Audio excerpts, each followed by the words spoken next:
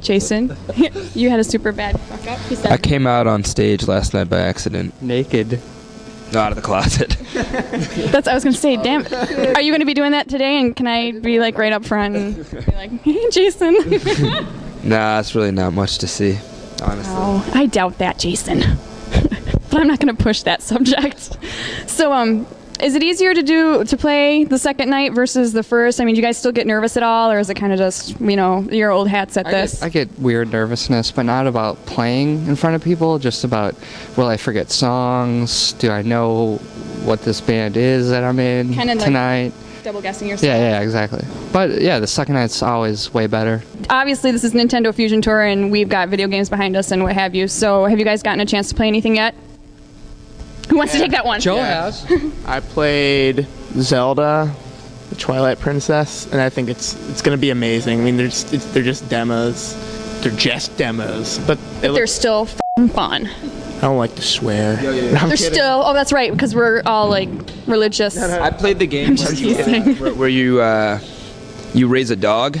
Like Nintendo. Yeah, dude.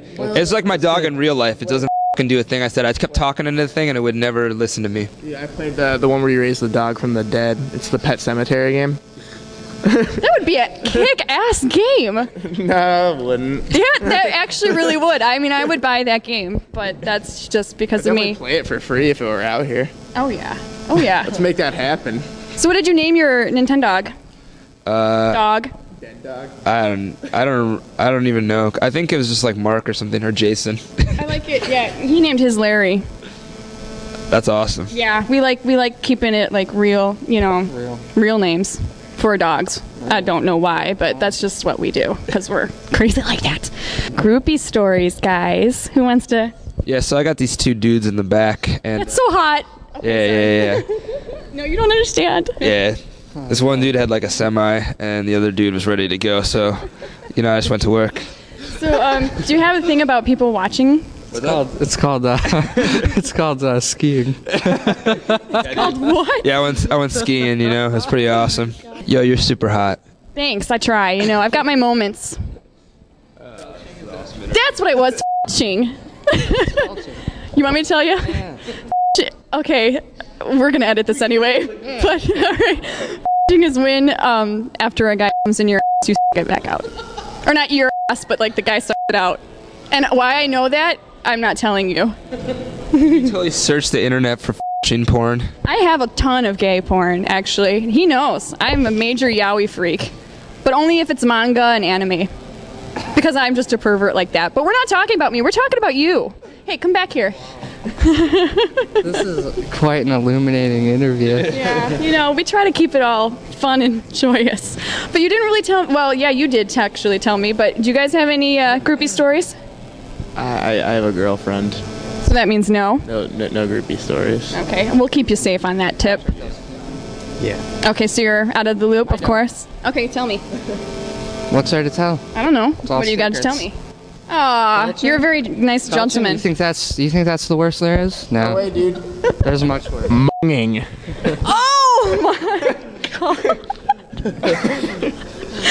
You guys are my new favorite people ever. Seriously. Okay, well, and on that note.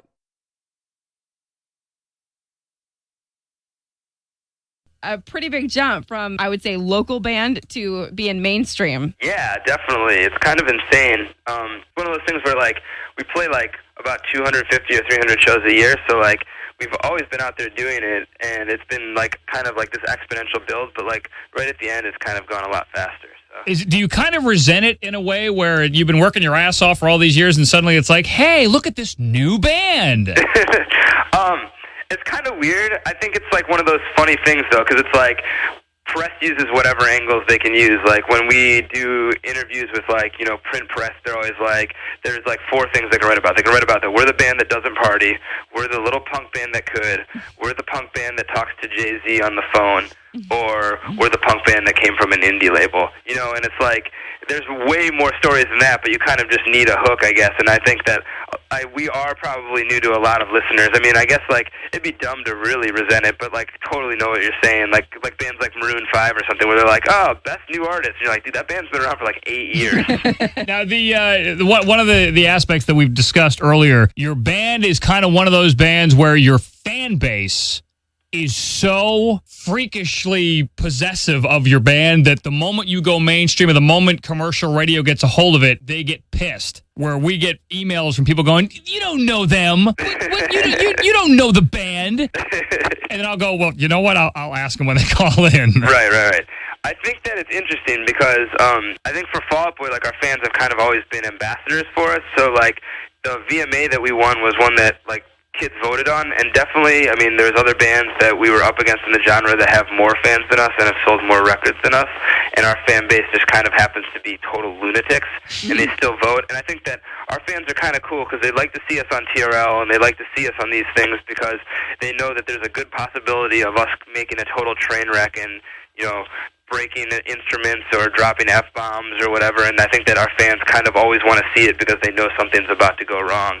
And then on top of that, like, I don't know, we've always tried to maintain, like, a closeness with our fan base, and, like, I understand as bands get bigger, like, these bands were your best-kept secret, then all of a sudden everybody knows about them, and then you need a new best-kept secret. So it's hard to stay connected with people like that, but we do our best. Has anything changed as far as positively? I mean, obviously, the exposure and everything else comes with the success, but I'm talking materialistic perks. I'm weird, dude. I'm into, like, yeah, totally, like, because we haven't, like, gotten a huge chunk or whatever, but, like, the stuff that I'm into, like, I can get really easily. Like, I'm the kind of dude who drives around. I drive my sister's purple Ford Escort, and so, like, when I get out of the car, people are like, or like when I'm coming out of a store, like people are like, "Oh, is that the guy from Fall Out Boy?" And they see me get in this weird purple Ford Escort, and they're like, "There's no way that could be him." And then until now that you said that. Yeah, probably. But I'm into, like, I just got the Thundercats cat lair, that toy, and then I got a Billy Ripken baseball card where it says F face on the bottom, and I got the G.I. Joe aircraft carrier, which is pretty much the biggest toy ever built. And it's awesome. So, like, the stuff that I'm into, I could definitely get, but, like, it doesn't cost a lot of money. It just takes up a lot of space. See, now what you need to do is you need to say something like that to the point where it's in a national publication to where the folks that make those things will send you that crap for free. Possibly, yeah. I think that's how we ended up on the Nintendo Fusion Tour, maybe. That's what I'm thinking. It sounds like you've been holding, like you wrote down all the things you wanted since you were 5, and now that you have money, you're finally buying them. Yeah, dude, like when I was like, there's this kid in my block that had the G.I. Joe aircraft carrier, and it's 7 feet big. Like, who the hell, like, you can't make toys like that anymore. It's just not cool anymore. You know, like, that only could happen in the 80s with, like, the gaudiness, and, like, I needed to have it, so I got it, and I'm just going to put it in my parents' basement and set it up. I'm, like, not the kind of person who's, like, a collector. Like, I'm into, like, manipulating them or playing with them, pretty much, I guess. So I'm excited to have it. In your parents' basement? You don't have your own house? No way. How old are you? I'm 26. There's no way I could live in my own house. You gotta move out. I can't. Like, I don't. I'd be completely out of my mind. We lived in an apartment together, our whole band, and when we'd go on tour, and then when we would come back, it would still be just as trashed. But now, when I go on tour, I leave my room and my house trashed, and I come back, and there's French toast and laundry done. Wow, you got a good family. Wait. You're 26 years old and you live at home. Oh, absolutely. Yeah, totally. How do you bring girls home? I don't, like, honestly, I don't really, like, I have before, but, like, I don't really do it a lot because it's kind of weird. It's not really that impressive for girls to come back and be like, yeah, dude, sweet house that your parents own. It's not really that cool. So you're not going to get him with the escort. You're not going to get him with the fact that you're with your parents. Dude, but I got the G.I. Joe aircraft carrier, dude. I got big toys. You got that going for you. Okay, we'll talk about your tour in a second, but I did want to ask you about being on One Tree Hill because I have also been on One Tree Hill. Oh, really? Yeah, I was an extra. That's awesome. I know. What are you guys doing on it?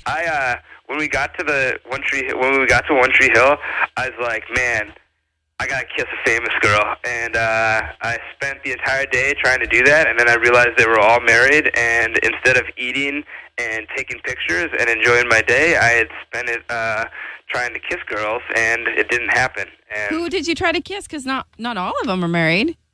The two that were there the day that, like, for shooting whatever we were shooting, were, I can't remember their names, Sophia but Bush one was and married Harry to, like, Burton? the character on the show, and the other one was married to a director of photography. Okay, dude, for being on set, you need to know this. Sophia Bush is married to Chad Michael Murray. Yeah, Sophia, okay, yeah, her. And Hillary then, Burton is married to Greg Prange, one of the directors? Yes.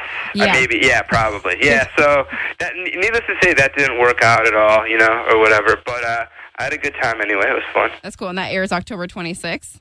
Yes. Okay. And then you guys are going to be here on November 6th for your Nintendo Fusion Tour. Yes, we're really excited. Okay, for the non-fans, for the people who just jumped on the bandwagon once they heard your song on the radio or on MTV, what can they expect from you on your tour? Well, lots of gang activity and Satanism. No, like I think that we our shows are really not a spectator sport. Like you should come and expect to be involved because it's kind of like how the crowd reacts to you, and your music is how you react to the crowd. And like we're not the kind of band that can just sit down and play our songs exactly as they are on the CD. We're the kind of band that wants to emote with them and kind of work with them. And then also at the Nintendo Fusion Tour, you can expect to see a couple of bands that you may not have heard of that maybe we could kind of be like a gateway drug for you for. And then when you get bored with, you know, Fall Out Boy, or you're waiting for Sugar We're Going Down to come on, you could go and play Nintendo games because Nintendo's bringing out a bunch of new stuff. So we thought it was a kind of cool tour for us to be able to do for that reason. I bet you feel like a big shot now that you're showing everybody new bands. I feel like a big shot because I have the G.I. Joe aircraft carrier. Did you get over it already? I think it was just shocking. We didn't really expect to win at all, and we didn't write a thank you speech, and we were just excited to be there. And when they said our name, we didn't even know how to get to the podium. So it was just kind of, I don't even remember. It's a lost moment in my history. I don't remember it at all. Yeah. Mass confusion. Historical. Did we hear? Was there a glitch in the loudspeakers that we heard the wrong name, possibly?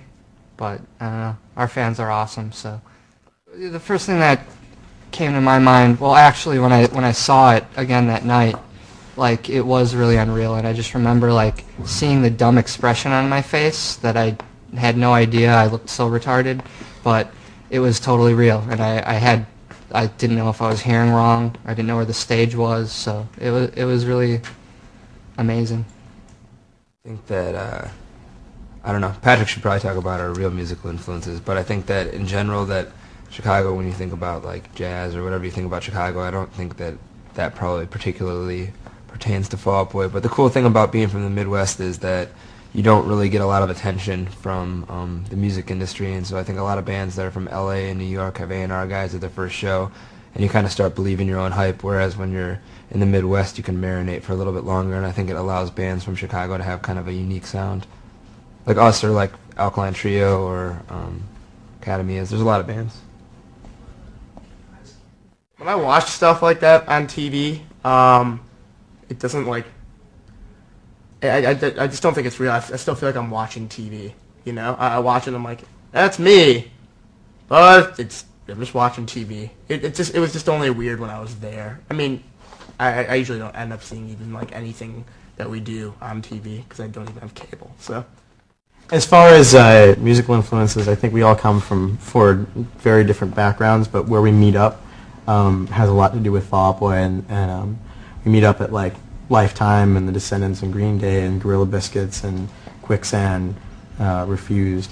But I think there's other stuff. You know, I mean, we listen to metal, we listen to hip hop, we listen to R&B, we listen to jazz, we listen to Britpop, we listen to new stuff that's coming out from younger bands or whatever. So I think that's what makes Fall Out Boy, I guess.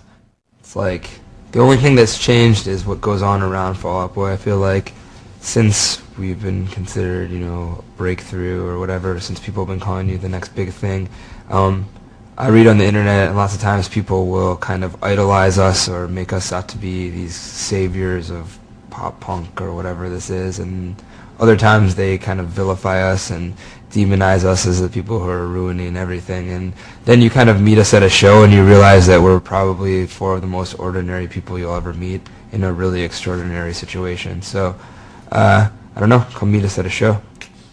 Fall Out Boy's just never been about goals or anything. It's just not really our thing. So like it's just a snowball that kind of just became bigger and bigger. We never really had a plan to go anywhere.